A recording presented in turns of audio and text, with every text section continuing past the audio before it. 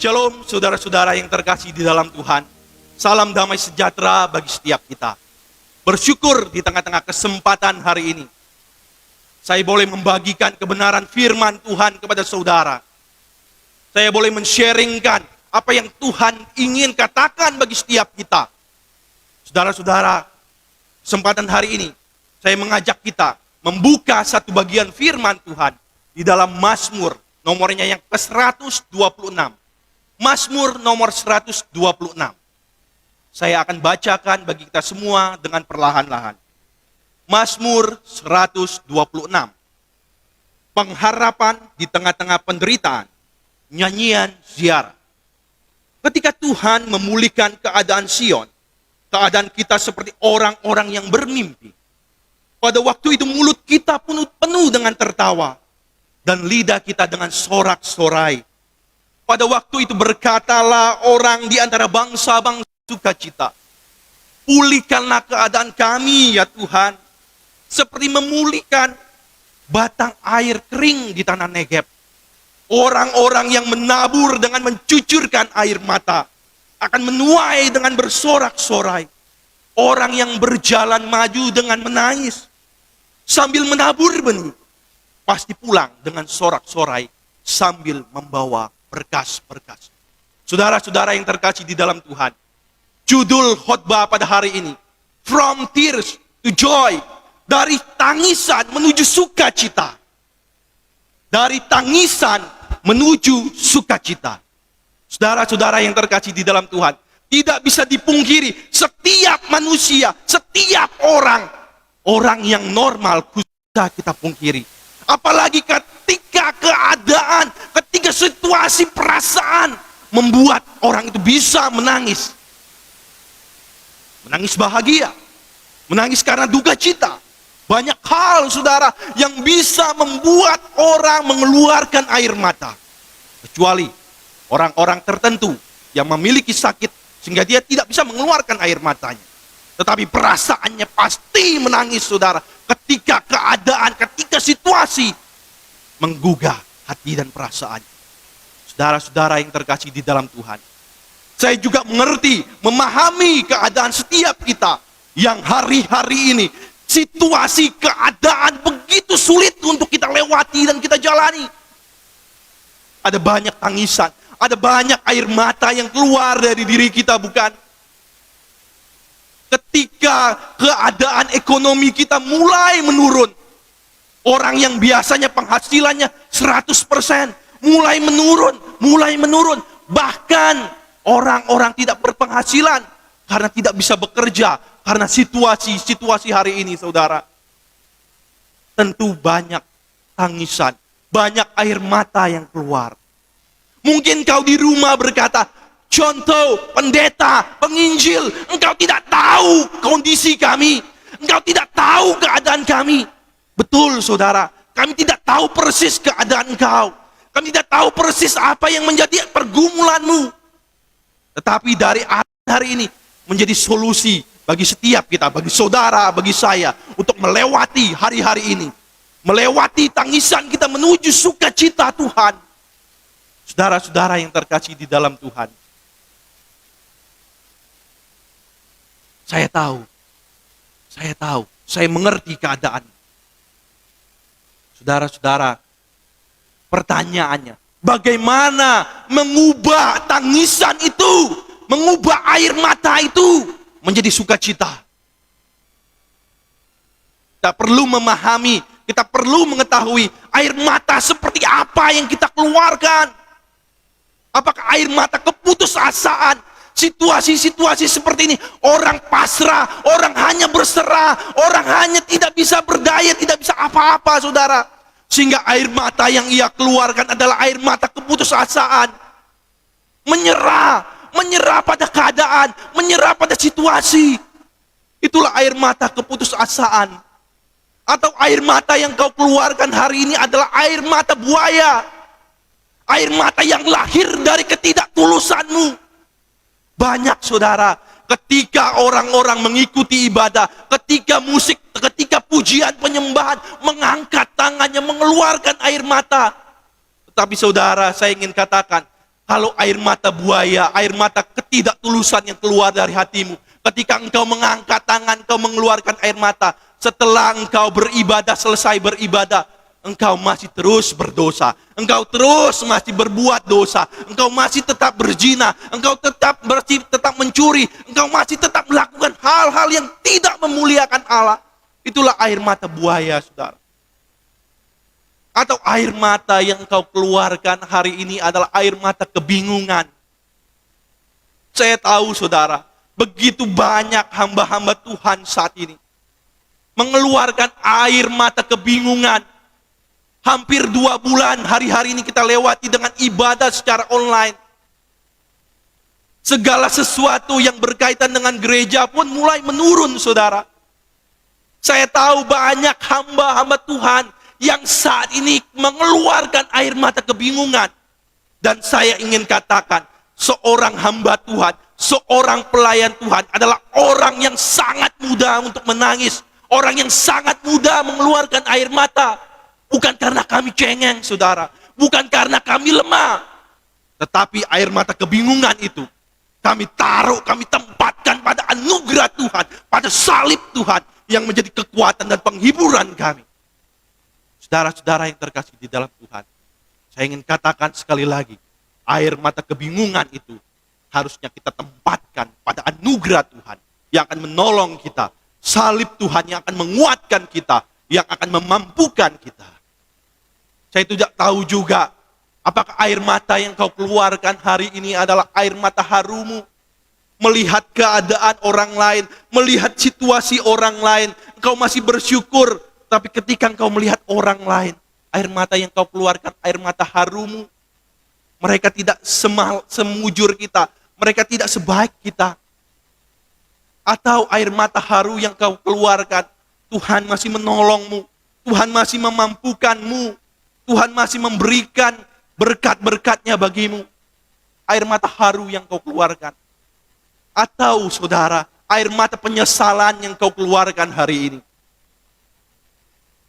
Ketika orang yang kita kasihi, kemudian kita keluarkan kata-kata benci kepada dia.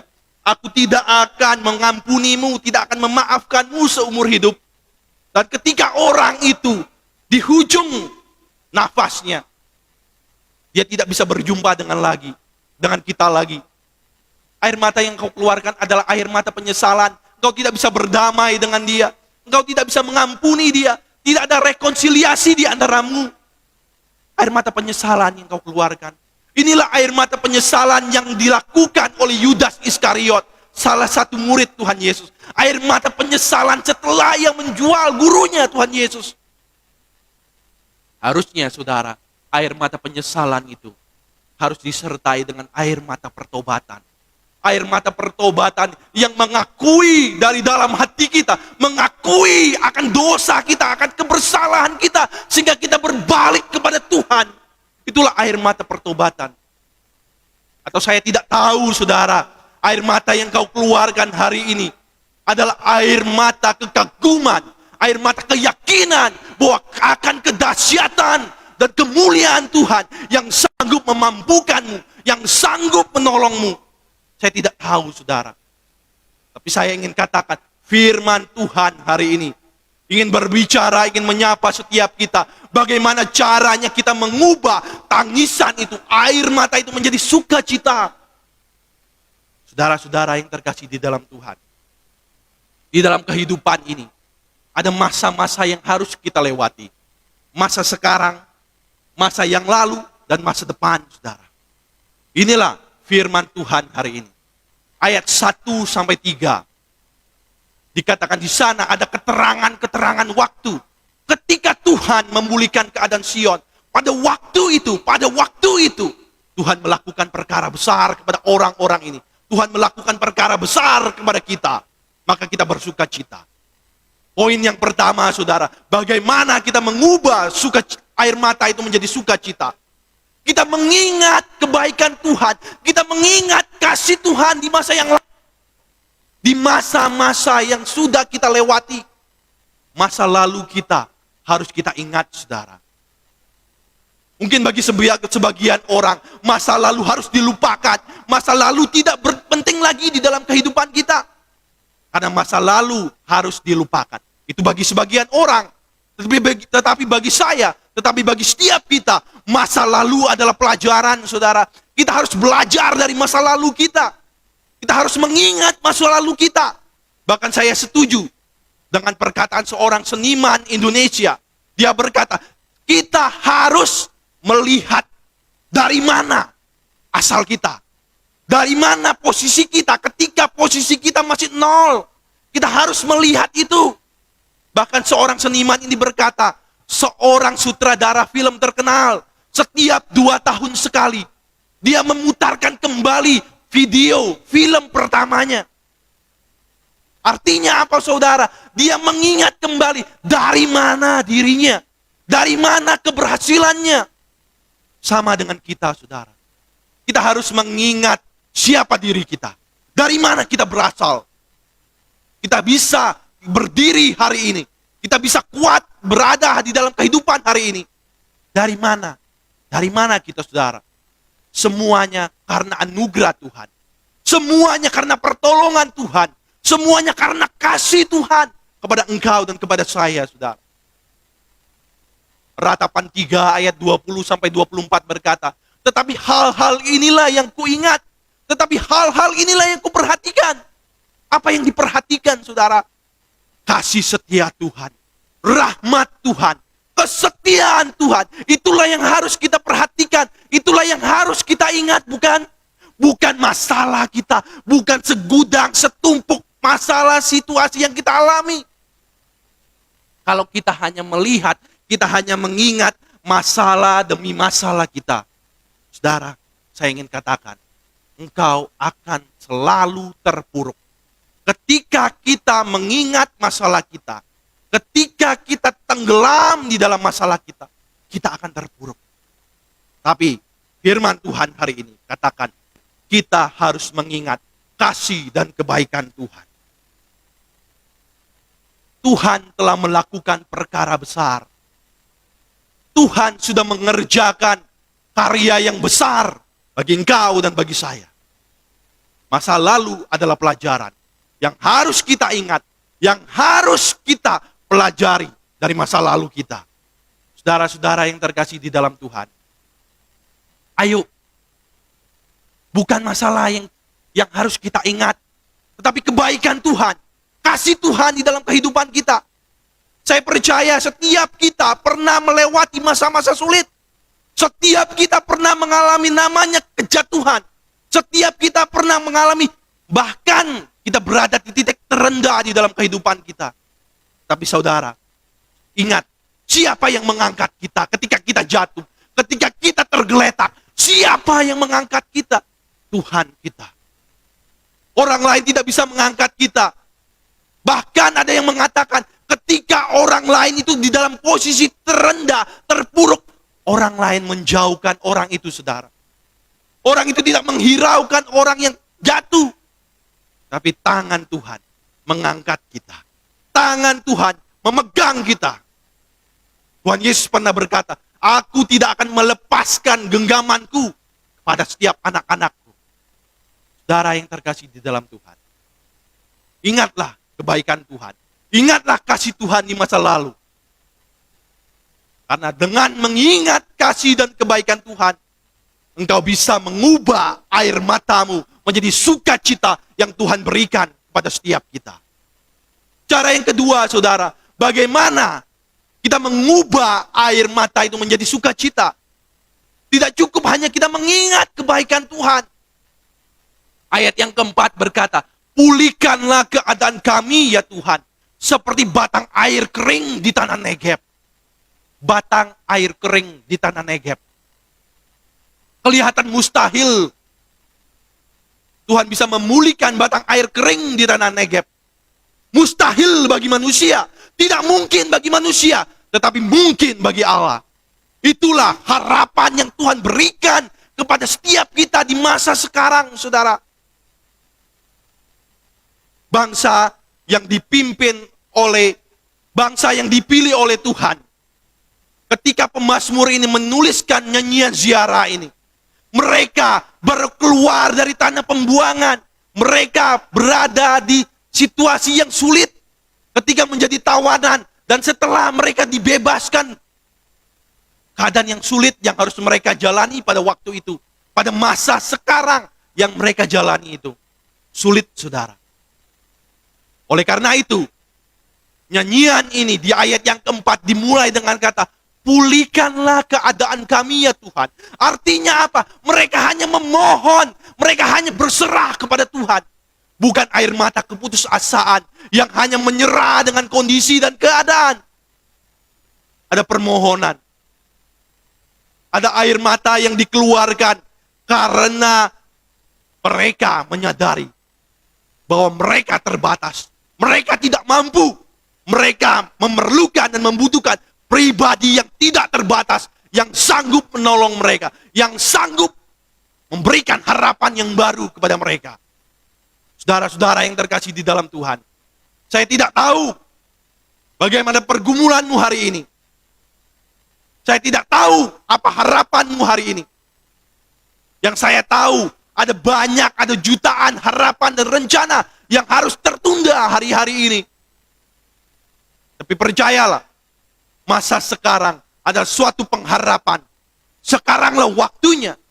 Kita hanya bersandar kepada Tuhan. Kita hanya berserah kepada Tuhan. Pujian yang baru kita nyanyikan. Semua perkaraku, semua harapanku, ku bawa kepada salib-Mu Tuhan. Saudara-saudara yang terkasih di dalam Tuhan. Apa yang membedakan setiap kita ketika melewati setiap masalah dan percobaan yang kita alami?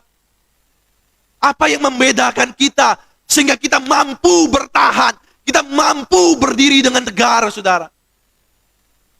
Salib Tuhan. Salib Tuhan adalah penghiburan kita. Salib Tuhan adalah kekuatan kita. Itulah yang membedakan setiap kita yang bersandar, yang hanya menaruh harapan kepada salib itu. Kau dimampukan, setiap kita dikuatkan melewati setiap percobaan-percobaan yang dialami saat-saat ini, saudara. Saudara-saudara yang terkasih di dalam Tuhan. Ayo, mulai hari ini, mulai saat ini, taruh harapanmu hanya kepada Tuhan. Berharaplah kepadanya. Berharaplah kepada Tuhan.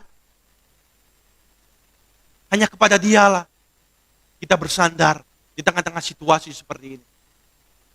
Dan yang terakhir, saudara, bagaimana mengubah air mata itu menjadi satu sukacita. Tidak hanya cukup dengan mengingat kasih dan kebaikan Tuhan. Tidak cukup hanya menaruh harapan kepada Tuhan. Ada satu kepastian yang Tuhan berikan kepada engkau dan kepada saya di masa yang akan datang. Ada satu kepastian di sana dikatakan, orang yang mencucurkan air mata akan menuai dengan sorak-sorai. Orang-orang yang menabur dengan mencucurkan air mata akan menuai dengan sorak-sorai. Orang yang berjalan maju dengan menangis sambil menabur benih, pasti pulang dengan sorak-sorai sambil membawa berkas-berkasnya. Kata akan dan kata pasti di ayat yang kelima dan keenam membuat setiap kita memiliki satu kepastian bahwa orang-orang yang menabur dengan mencucurkan air mata akan menuai dengan sorak-sorai. Orang yang berjalan maju sambil menangis menabur benih pasti akan menuai dengan sorak-sorai. Saudara-saudara, itulah janji yang Tuhan berikan bagi kita. Itulah kepastian yang Tuhan berikan bagi kita. Air matamu yang kau keluarkan hari-hari ini, janganlah air mata keputusasaan, janganlah air mata kebingungan, tapi air mata yang kita keluarkan harusnya kita tempatkan pada anugerah Tuhan. Kita melihat kasih, kita melihat kekaguman, kita memiliki keyakinan akan kuasa dan kedahsyatan Tuhan di dalam kehidupan kita. Saudara-saudara, salib adalah pusat penghiburan kita. Salib adalah kekuatan kita. Salib adalah kemenangan kita. Engkau dan saya boleh melewati hari-hari ini. Dan kita akan menapaki masa depan dengan penuh kepastian, dengan penuh keyakinan bahwa Tuhan akan bersama dengan engkau dan saya. Sebab Dia Allah yang Immanuel, Allah yang menyertai setiap kita. Firman Tuhan hari ini katakan, kita harus mengingat kebaikan Tuhan. Kita harus menaruh harapan kita kepada Tuhan. Sebab di dalamnya ada kepastian yang Tuhan berikan bagi engkau dan bagi saya.